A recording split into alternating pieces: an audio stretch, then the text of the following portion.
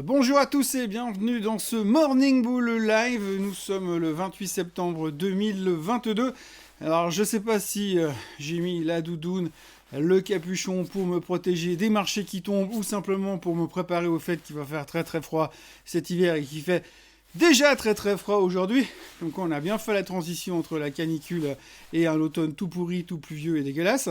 Et c'est un tout petit peu à l'image des marchés financiers aujourd'hui, puisque finalement, eh bien, encore une fois, hier matin, j'avais fait part d'un semblant d'optimisme et d'un semblant d'espoir et de retour, d'y croire un tout petit peu à très court terme. Et puis finalement, hier, on s'est repris une claque.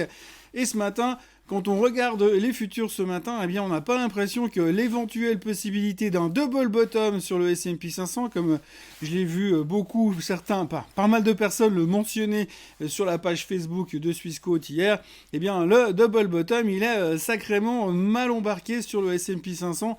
Et puis, si on regarde un tout petit peu en anticipant ce qui s'est passé sur les marchés européens, eh bien, c'est pas beaucoup mieux. Puisque finalement, si on fait le bilan, sauf erreur, en France par exemple, eh bien, le CAC 40 est en baisse 10 séances sur 11 ces derniers jours. Voilà, donc en gros, l'ambiance, elle est froide, glaciale et pratiquement déjà hivernale, surtout qu'on a bientôt plus de glace.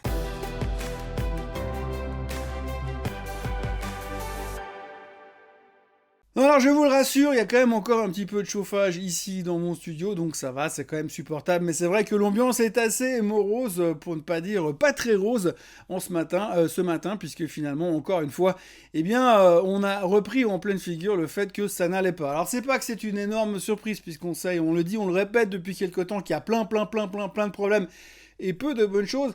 La seule bonne nouvelle finalement qu'on a eue hier, c'était la confiance du consommateur. La confiance du consommateur est sortie à 108 contre 103,6 le mois dernier. Alors je vous avoue que je ne comprends pas bien où c'est qu'on est allé chercher ces gens qui sont optimistes et qui ont confiance pour consommer ces prochains mois, parce que là franchement ça a pas l'air super. Alors il paraît que le niveau élevé de confiance du consommateur revient au fait de parce que le pétrole est en train de baisser et parce que finalement c'est assez facile de trouver un boulot. C'est ce qui leur suffit pour être confiant sur l'avenir. Il faut quand même noter que si le pétrole baisse aujourd'hui, c'est qu'on est en train de penser, de parier sur le fait qu'on va avoir une récession. C'est pas juste qu'il y a moins de demandes, c'est qu'on est en train d'anticiper une récession à venir. Mais enfin, pour l'instant, la confiance du consommateur est bonne. Le seul problème, c'est que si la confiance du consommateur est bonne, eh bien, ça veut dire qu'on va encore nous monter les taux. Et la hausse des taux est un des centres d'action de la journée d'hier, puisqu'on a eu droit à l'intervention de Monsieur Bollard, Monsieur Jim Bollard. Alors, pour ceux qui ne le connaissent pas, Jim Bollard, c'est le mec le plus hawkish que l'on puisse trouver dans le monde de la Fed. C'est un banquier central, c'est un membre de la Fed. Il vote à chaque hausse des taux. Et c'est le plus faucon de tous, le plus hawkish de tous. Par contre, alors, il y a aussi un footballeur qui s'appelle Jimmy Bollard qui a joué dans les années 2000, mais ça n'a rien à voir. Notez qu'on aurait peut-être préféré que ce soit lui qui parle hier plutôt que le Jimmy Bollard de la Fed. Donc Monsieur Bollard de la Fed a répété quoi ?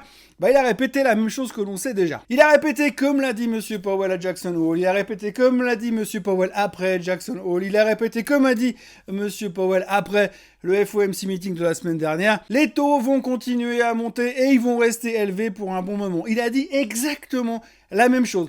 Même les targets. Il a une vision des taux d'intérêt à des Fed Funds à 4,5%. Donc c'est exactement ce que la Fed a dit la semaine dernière. Mais, nous, on est encore des grands enfants. Quand on nous répète les choses encore et encore, on a tendance à mieux comprendre au bout de la 5e fois. Donc là encore, on nous a dit que les taux allaient continuer à monter, que probablement on serait à 4, bientôt à 4,5% pour la fin de l'année. Enfin bref, c'est plutôt le même discours. C'est plutôt un discours super hawkish. Évidemment, il fallait pas s'attendre à autre chose, mais le marché, il l'a pris comme ça. Et puis donc du coup, les futurs qui étaient bien disposés, le marché qui était bien disposé hier, l'optimisme latent dans lequel nous étions hier matin, eh bien, il s'est évaporé comme neige au soleil et il s'est évaporé comme le gaz du pipeline Nord Stream 2. Oui, parce que ça, c'est l'autre sujet du jour. Vous avez vu que Nord Stream 1, on nous a fermé le robinet.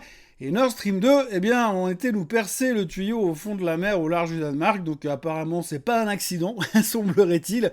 Après plusieurs explosions successives au fond de la mer, sachant qu'il faut quand même descendre à plus de 100 mètres de profondeur pour toucher le pipeline.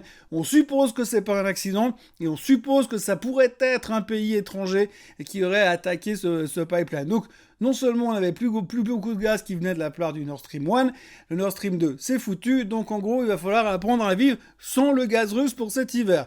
C'est pas qu'on ait une monstre surprise là-dedans, mais regardez le comportement des futurs sur le gaz qui s'affiche à l'instant à vos écrans, eh bien 20% de hausse hier sur la nouvelle d'explosion au milieu de la mer. Donc globalement, ça va super bien. C'est encore une très très bonne nouvelle qui est super rassurante pour l'hiver à venir. Oui, parce qu'on s'est aussi rendu compte hier que après le mois de septembre, il y a le mois d'octobre, il y a le changement d'heure, et puis après c'est novembre-décembre. Et en général, en décembre, dans nos régions, il fait un tout petit peu plus froid qu'au mois d'août. Donc voilà, j'aimerais bien vous raconter des autres histoires que tout ça, mais finalement c'est ce qu'on vit dans le marché pour l'instant. Hein. On est toujours dans le doute, on a toujours pas mal de mauvaises nouvelles, et techniquement, je veux bien me raccrocher à tout ce que vous voulez, mais pour l'instant c'est très très moche. Hier, le Dow Jones était rentré en bear market, maintenant il continue à descendre, le S&P 500 est à des niveaux où on est au plus bas depuis 2 ans.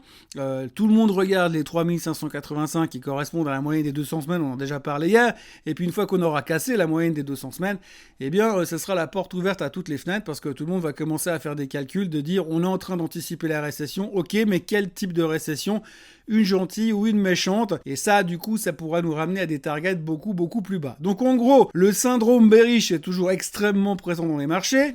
C'est clair qu'aujourd'hui, c'est difficile de dire « Ouais, c'est super, on n'a que des choses bien qui nous attendent demain ». Évidemment, c'est pas ça. En plus de ça, vous avez quand même donc ces tensions au niveau du gaz. Vous avez également quand même la Russie qui n'arrête pas de dire à peu près toutes les 4 heures qu'ils ont le droit d'utiliser les armes nucléaires s'ils ont envie.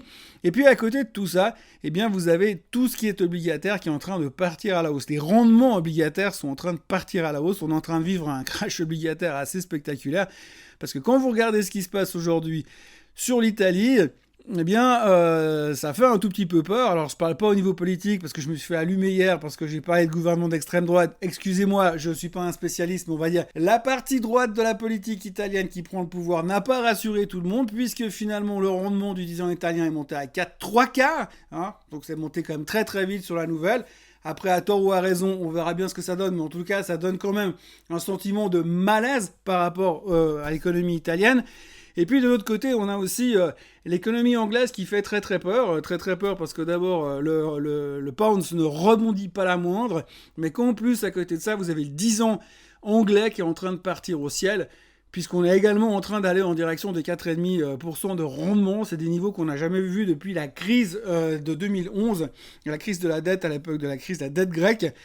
C'est complètement hallucinant. Il ne faut pas non plus oublier qu'au mois d'août cette année, donc il y a 2 mois en arrière, le rendement du 10 ans britannique était à 1,75. D'ailleurs, à propos du rendement de la dette et à propos de ce qui se passe en Angleterre par rapport à ce nouveau budget, cette nouvelle stratégie mise en place par la nouvelle dame de fer, eh bien, il y a aussi le FMI qui est en train d'intervenir pour dire attendez, vous pouvez pas faire ça comme ça, il faut quand même essayer de trouver une autre solution. Donc du coup, on voit que même les instances, on va dire, mondiales, le Fonds monétaire international est en train d'intervenir quand le FMI intervient sur un truc pareil, qui est supposé être de l'ordre de la souveraineté nationale. Eh bien, on peut quand même se poser des questions sur le stress dans lequel nous sommes aujourd'hui. Donc, il n'y a pas grand-chose qui va bien ce matin. On voit aussi sur les marchés asiatiques que finalement, les gens n'ont pas du tout apprécié le virage à 180 degrés qu'a fait Wall Street hier. Je rappelle, les futurs fortement en hausse hier matin. On finit en baisse, les marchés européens au plus bas des plus bas depuis bien longtemps.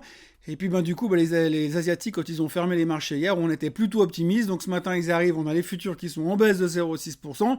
L'ambiance qui est plutôt pessimiste, donc eux, ils rattrapent leur retard. Et vous avez des bonnes 100 de plus de 2% à Tokyo et à Hong Kong qui font très très peur à tout le monde, et ce qui fait qu'on a l'air de se diriger de nouveau sur une journée un petit peu désagréable.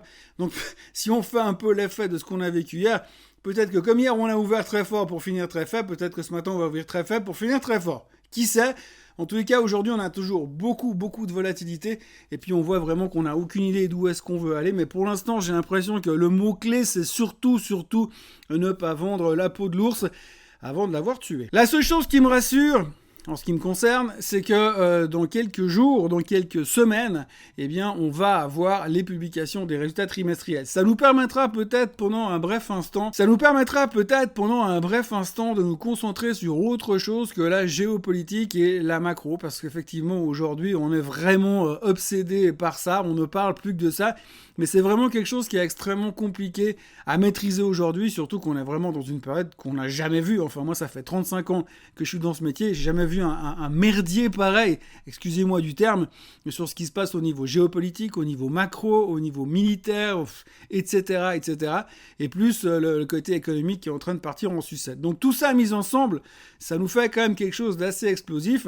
et de se dire qu'à un moment donné, il faudra bien qu'on arrive à trier le bon grain de l'ivraie et à trouver le bon chemin. Mais pour l'instant, c'est pas simple, et c'est vrai que chaque jour, il y a un nouveau truc qui nous tombe dessus, et puis en plus, on l'a vu hier, les bonnes nouvelles ne sont pas des bonnes nouvelles, sont des mauvaises nouvelles. Et puis là-dessus, si on vous répète ce qu'on vous a déjà dit 15 fois depuis 2 mois, eh bien le marché le prend de nouveau comme si c'était tout neuf et qu'on n'était pas au courant de la chose. Donc du coup, on est vraiment dans une période assez tendue. Alors on entend dire à droite à gauche que les gens sont en train d'essayer de racheter sur faiblesse, mais c'est pas flagrant. D'ailleurs, depuis le début de l'année, il faudra quand même noter que les capitalisations boursières mondiales ont quand même nettoyé plus de 13 000 milliards de dollars. Donc ça fait quand même beaucoup d'argent qui a disparu, qui s'est vaporisé un petit peu partout sur la planète, qui a complètement disparu et que finalement maintenant on se pose beaucoup de questions sur la suite des événements et quand vous regardez la performance de tous les secteurs, eh bien il n'y a pas eu de prisonniers. Tous les secteurs se sont fait déglinguer, bien évidemment. Alors aujourd'hui, on entend que les gens sont en train de sortir des cycliques pour aller se positionner sur les défensives. Tout le monde ne parle plus que de titres qui payent des dividendes parce que c'est la seule chose qui nous intéresse. Et puis pour l'instant, eh bien, on regarde les marchés baisser et il n'y a plus vraiment de stock picking pour le moment. Donc j'espère simplement que dans 2 semaines, quand les publications trimestrielles vont arriver, on pourra commencer à refaire un tout petit peu de stock picking, ça pourrait être un tout petit peu plus rigolo que pour l'instant. Je vous parlais l'autre jour de Tesla à la baisse, elle est revenue en bas du range. Donc quelque part, si les marchés repartent pas trop mal ces prochains temps, je vois pas pourquoi ils se retourneraient dans l'immédiat, mais c'est clair si ça devait repartir un petit peu à la hausse, à surveiller Tesla pour un rebond aussi, parce qu'on voit que pour l'instant elle marche relativement bien dans son range.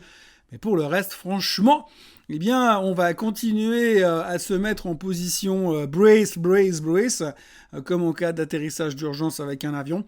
Et puis, si vraiment ça va pas, on pourra toujours se mettre en position de PLS plus tard. Voilà, donc désolé de vous raconter que des histoires moroses et déprimantes en ce moment. Je dois dire qu'on a plutôt tendance à vivre sous Xanax qu'autre chose. Donc on espère que cette fois, on va nous inverser la journée d'hier. Ça nous fera peut-être un peu de bien. Mais c'est vrai que quand on regarde la photo globale, eh bien, il n'y a pas de quoi se réjouir. Et puis en plus, j'ai mis le nez dehors tout à l'heure. Eh ben, il pleut. Et d'ici là, n'oubliez pas de vous abonner à la chaîne Suisse Côte en français. On approche gentiment des 25 000. Ça m'arrange d'ailleurs parce que je sais plus quoi faire de mes cheveux. Et puis, n'oubliez pas de liker cette vidéo. Et puis, j'espère vous retrouver demain matin au même endroit, à la même heure, avec des nouvelles un tout petit peu plus réjouissantes et une ambiance un petit peu plus rose que morose. Passez une très bonne journée et à demain. Bye bye.